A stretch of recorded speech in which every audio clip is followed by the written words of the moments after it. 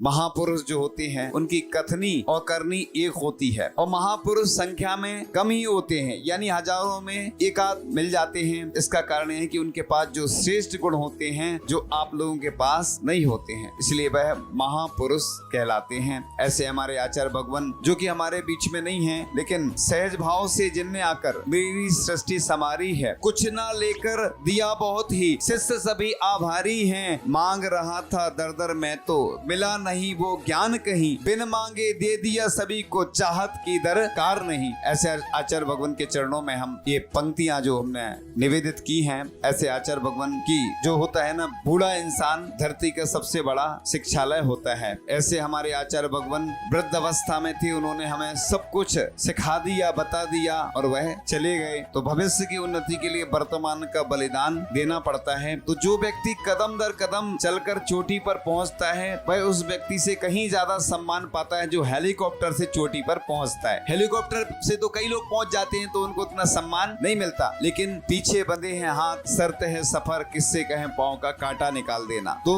कई बार ठंड का समय है, पैर में कांटा लग गया और विहार करना है, जरूरी है। तो इस प्रकार से वह शिष्य जो गुरु होते हैं वह पारखी होते हैं कि किस शिष्य को हमें किस प्रकार से दीक्षा प्रदान करना है।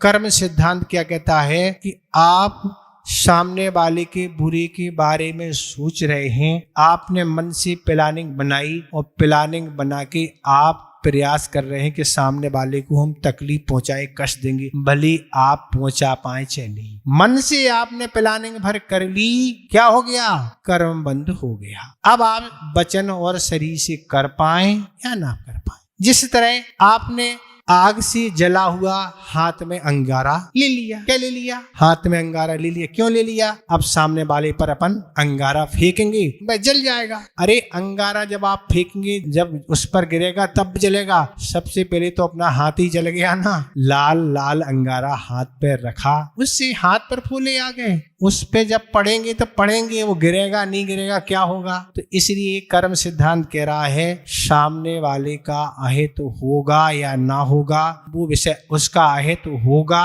तो भी आपका अहित होगा, उसका अहित नहीं होगा तो भी आपका अहित होगा।